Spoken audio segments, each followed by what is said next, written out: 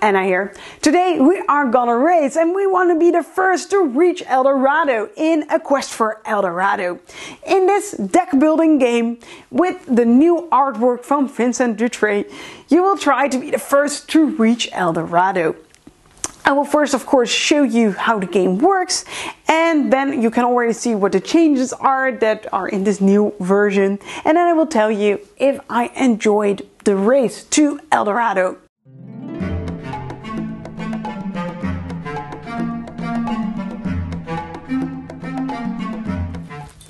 In the quest for El Dorado, your goal will be to be the first person to reach the finish line with your meeple. This you will be doing by deck building. Here are all the cards that you can buy during the game. There are only 3 of every card, so you have to be careful that you buy the right cards that will help you reach the finish line first. When it is your turn, you will take 4 cards from your deck and you will play these cards. Every one of these cards will stand for 1 step in the field. So for example, with these 2 green ones, I could do 1, 2. With the blue one, I could go 1 in blue, in the sea. And with the yellow one, I could take 1 step into the yellow. Important with this is that you can never go through another player. So I would not be allowed to now use the blue to go here and then end my turn on the yellow one. No, I have to go around it, which I sadly cannot do with these cards. Instead of using your cards to move forward, you can also use them to buy new cards. At the beginning of the game, you can only buy from the top-down cards here, but during the game, the cards that are up here will move downward. This will happen if someone buys the 3rd and last card of a deck. When that happens, the next player will be able to choose from all of the cards, so also the cards that are above here.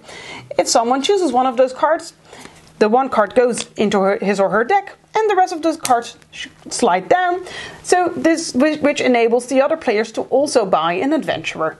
When buying new cards, the yellow or the gold cards are worth as much as you see in the top left corner right there. And you can also use the other cards, but they're only worth 1 lousy gold coin for every 2 cards you throw away to buy new cards. So for example, this hand, you would have a worth of 3 to buy new cards. So what kind of cards do we have? We have cards that let you move more in a certain color, cards that let you choose what kind of color you want to move in. Some cards are a single time use and then they're out of your deck. And we also have some cards that will let you get more cards for that round, so let you draw more cards from your deck. And those are mostly the kind of different things you can do with these new cards. When you're done with your turn, all of the cards that you used and cards that you bought will go into the discard pile. As soon as your draw pile runs out, your whole discard pile will be shuffled, and by then you will be able to get those new cards that you bought and play with them.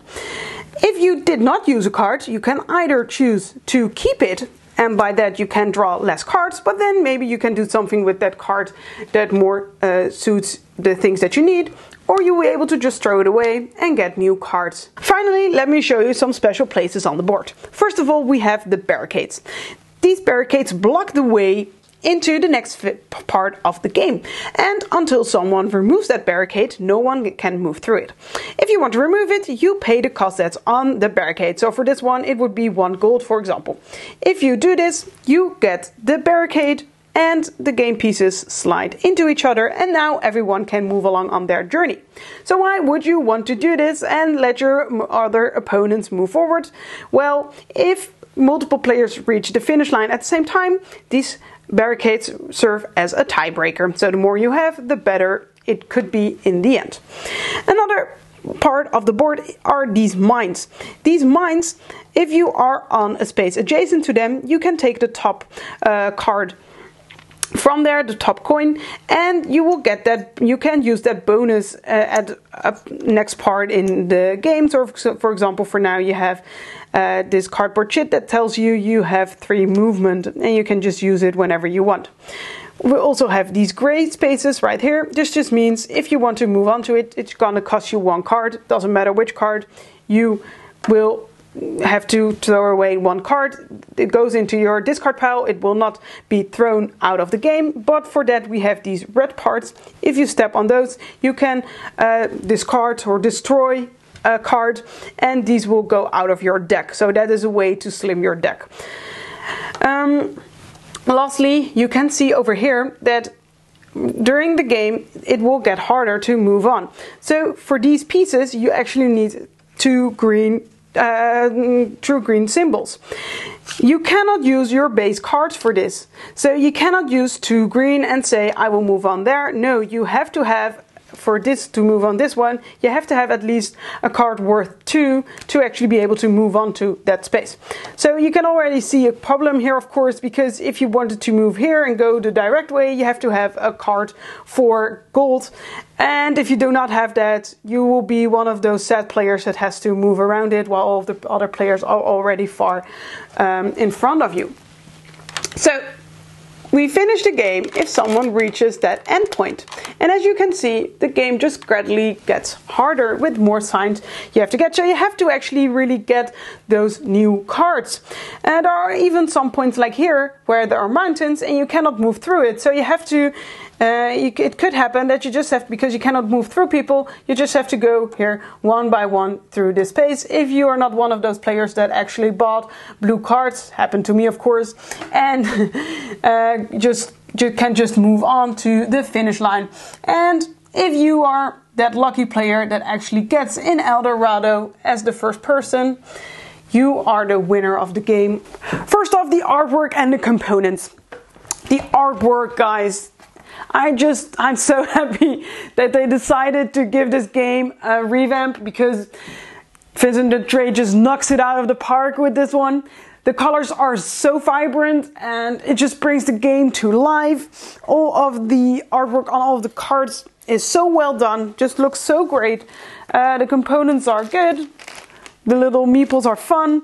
The only thing that I guess I don't really like was that you have this plate where you put on the row of cards that you're gonna be able to buy in the game, and there just was half of a thing and you had to push it around, and then the cards just kind of shuffled all the way over each other. Why they did not make a full thing where you could put all the cards down instead of this half thing which was nothing. That was just a weird choice, I think. Maybe they had some cardboard left, I don't know. But like I said, artwork is superb. I love that they revamped this with this amazing new look, just so vibrant. The characters are diverse. There are female characters and male characters. I really like that about it. The only thing that I would have really seen different is the fact that are, I guess, 2 really people of color, and at least in the Dutch version, the choice that they made for calling it is a little bit of an unfortunate choice, a little bit derogative. I guess you could describe this as primitive, how they translated it. Why did they go for that unfortunate choice? And the other person of color character that you have, it has a role which I think, like, why couldn't he be an adventurer or a scientist or something like that, and why aren't there more? Especially in a game that is in the Amazons, you could have gone with a more diverse crowd. One of the things that they also changed in this version is the fact that you have the cards, the first were European sized, that are now, I guess, normal sized, which is a lot better, because now it is much easier to keep them in your hands. I thought it was a great upgrade, and a needed upgrade. Because of course new artwork is nice, but the old artwork was also good. But the bigger cards is definitely a quality of life upgrade. The iconography in this game is clear. I find this extra important in these kind of games that set themselves up to be as like a gateway game, because then you really have to make sure that everyone can understand what all of the icons are about and what you have to do. But they did a very good job of making sure that everything is clear and everyone will understand what you have to do and what everything is about. One of my favorite mechanisms in games is deck building, so it comes as no surprise to you that I very much enjoyed this game. It feels like a gateway game to deck building, like how Carcassonne was a gateway to tile laying, I guess, and Catan to trading games. I think they did this very smartly, how they incorporated deck building in a way that would be understandable for families and is an easy way to introduce them to, because at the beginning of the game you only have like these, I think 6-8 cards that you can first buy, and they feel like a kind of upgrade of the cards that you already have in your hand. And only those cards are available. You can see them immediately, you can explain them, and everyone just gets that those are the cards you're going to be able to buy. But then something that they did so smartly, that Reiner did so smartly, is the fact that as soon as 3 of those cards are bought, then you have these extra like 15 new cards that the next player can choose from. And as soon as that person has chosen that card, the other 2 cards will slide down and it will become available to everyone. In this way, it just introduces the new cards very slowly, and even at the start of the game you can already see all of the cards. So that makes sure that no one is overwhelmed by all of the cards that they can buy and all of the options that they have, which of course sometimes can happen with deck building because you can go all of these different ways. And I just found it very smart how they made sure that everyone can get along with how the game works and how deck building works. Because why do I think that deck building is so great is because it gives you an opportunity to try a different tactic or different strategy from the other players without you feeling like it is the dumb choice to do, I guess. Because you can go so many different ways and there are different paths to get to that victory, to be the first in El Dorado. And you can just try it out and see where the game takes you. You want to stay behind and first off get rid of all the bad cards and that your deck only consists of those good cards, and then you can sprint. I saw someone win like that, so that's a possibility. You can do that, and that's just fun that you can win in all these different ways. And that they incorporated this with this racing theme is also very smart, because then the deck building gets a more grounded feel. It is more logical. You see it happening on the board. I play 3 symbols and then I can move 3 steps in the water, in the grass, in the wherever you are at the moment and which cards you are playing at the moment. So just give that grounded feel. It is smart that they did that. The racing part of the game is fun, it makes it exciting, you're gonna root for your own character, you hope it will pull through and get there, but because of its deck building, it can happen of course that you get the bad cards and then you have to wait, and it makes it a little bit more exciting. The fact that it can happen, of course, that you get cards that you don't want is kind of mitigated by the fact that you can keep some of your cards at the moment when you're like, okay, I do need this card, but not right this second. I probably need it the next round. I'm just gonna not use it now, and I'm gonna keep it and use it for the next moment.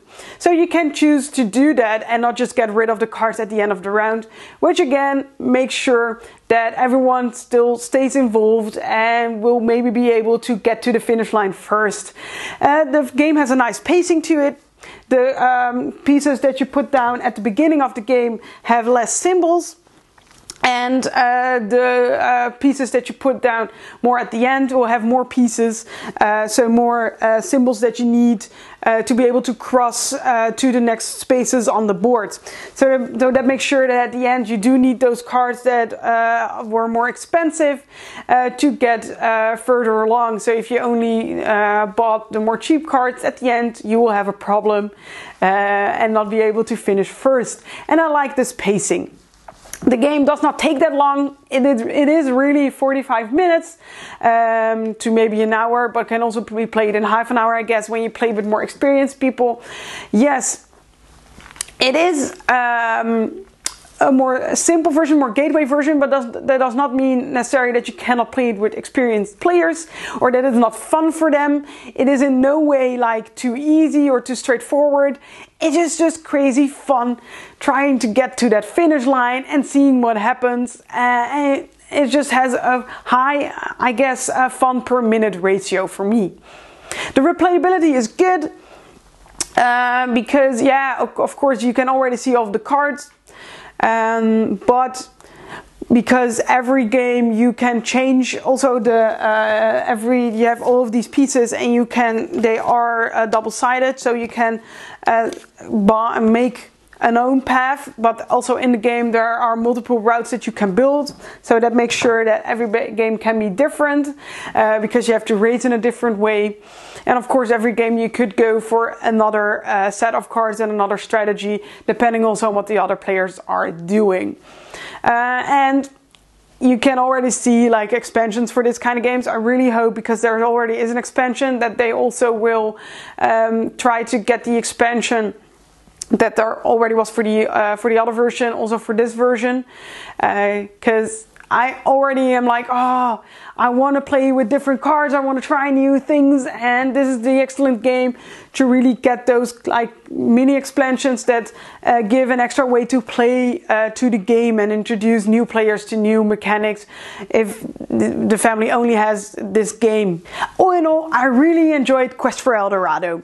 It is an excellent introduction to deck building, one of my favorite mechanisms, and it is so good to play with families and non-gamers and show them how fun playing games can be. It is like that gateway game that you can play with anyone, and the fact that there's also racing incorporated makes the game fun, and it stays exciting until the very end. Everyone can win, and because of the deck building you will win in your own very unique way with your own deck.